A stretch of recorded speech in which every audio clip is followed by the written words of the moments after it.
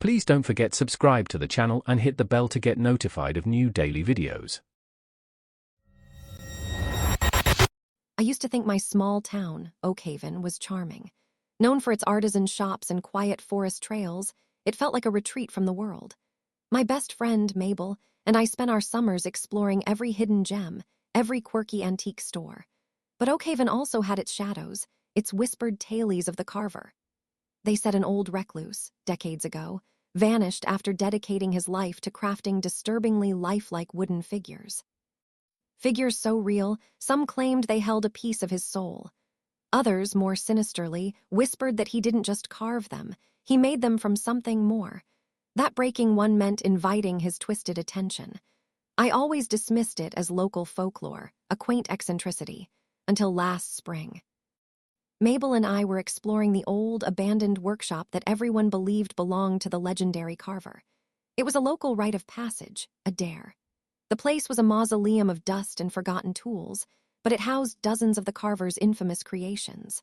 Life-size figures, some crude, some exquisitely detailed, all with unnervingly vacant, glassy eyes.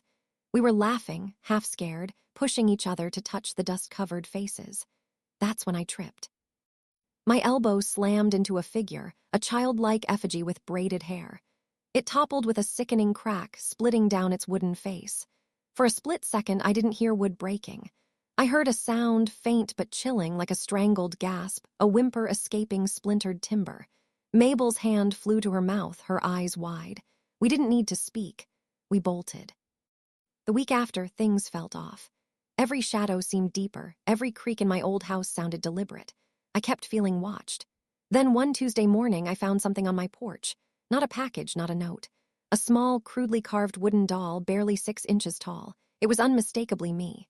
The same crooked nose, the slight unevenness of my jaw. But its eyes were hollow, empty sockets, and its mouth was frozen in a silent, ageless scream. A cold dread seeped into my bones. I called Mabel, my voice shaking. "You won't believe what I just found." Her voice was tight. "Laurent, you too. Mine's just a bit different. It's you, but it's perfect, too perfect." My blood ran cold. Too perfect, the Carver's signature. A few days later, Mabel vanished. I tried calling, texting. Nothing. Then her mom called me, distraught. Mabel hadn't shown up for work. Her car was still in the driveway, but she was gone. The police found no signs of forced entry. I knew with a sickening certainty that it was connected. That night, sleep was impossible. I sat by my window, staring out into the oppressive darkness of Oakhaven. That's when I saw it. On Mabel's porch, under the flickering street lamp, stood a figure. Tall, slender, unnaturally still. It wasn't human.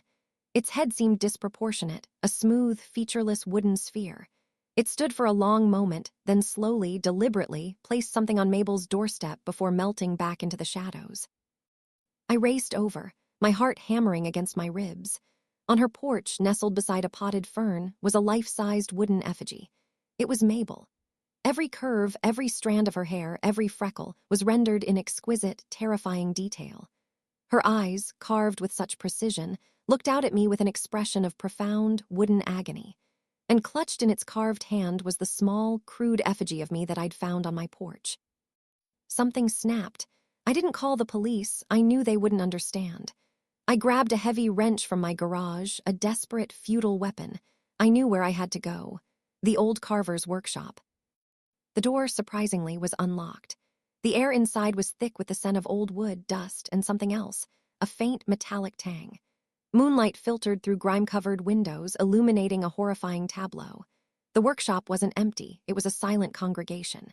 Dozens, hundreds of figures. Some small, some lifelike, some just vaguely human shapes. Some were half-finished, raw wood, others painted with disturbing realism. And there, in the center, on a raised platform, was Mabel. She wasn't a carving, not exactly. She was strapped to a large, spinning lathe, her limbs bound, her eyes wide with terror, but her skin looked like it was turning to wood.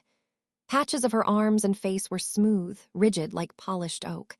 Her mouth was open in a silent wooden scream. Beside her, a finished effigy of Mabel stood, a perfect, lifeless twin. And then I saw him, the Carver, a figure hunched over a workbench, his back to me. He was impossibly thin, his movements precise and unnervingly quiet. He wasn't old, not in the way a human is old, but ancient, eternal.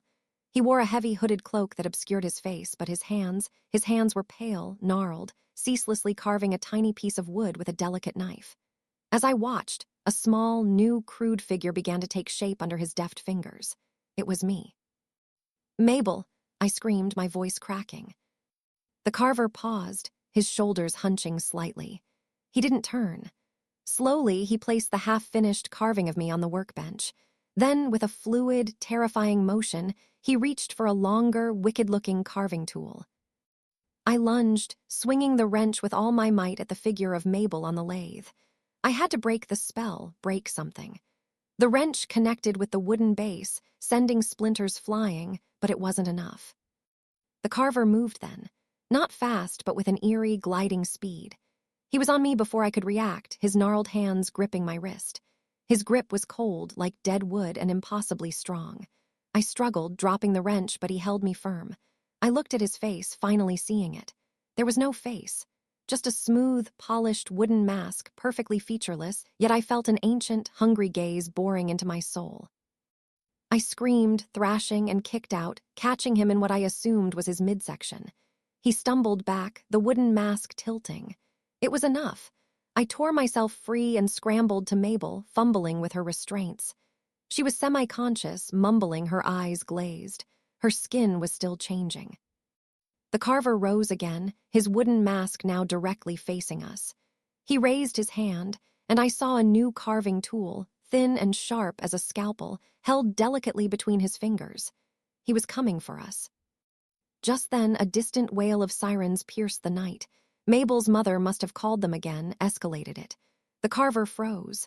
The featureless mask seemed to scan the outside world. He looked at me, then at Mabel, then at the half-finished carving of me on the workbench. A slow, chilling awareness radiated from him. He couldn't finish us now. With a frustrated, almost pained tremor that went through the entire building, the carver melted into the deeper shadows of the workshop. The sirens grew louder, their lights strobing through the windows. The police found Mabel and me. She was rushed to the hospital. Doctors had no explanation for her condition, the patches of wood-like skin, the strange rigidity. They called it a rare neurological reaction, maybe a hallucination induced by trauma. But I knew what I saw. Mabel eventually recovered physically, but a part of her remained distant, a little wooden inside. We both moved away from Oakhaven as far as we could. It's been a year now. I live in a different state, in a completely different kind of town. I don't talk about Oakhaven, not really. But every morning before I open my curtains, I check my porch. And tonight, Halloween night, I found it. A small, perfectly carved wooden doll. It was me again. But this time, its tiny wooden mouth isn't screaming. It was curved into a slight, knowing smile. A tiny, almost imperceptible knot of wood above its right eye, a perfect replication of my own small scar. The craftsmanship was beyond human. He hasn't forgotten. I hear the soft scraping sometimes, even now. I wonder who he's carving next, and if I'll be watching from his shelf. If you enjoyed this video, please hit the thumbs up button to like it. And please do subscribe to support the channel.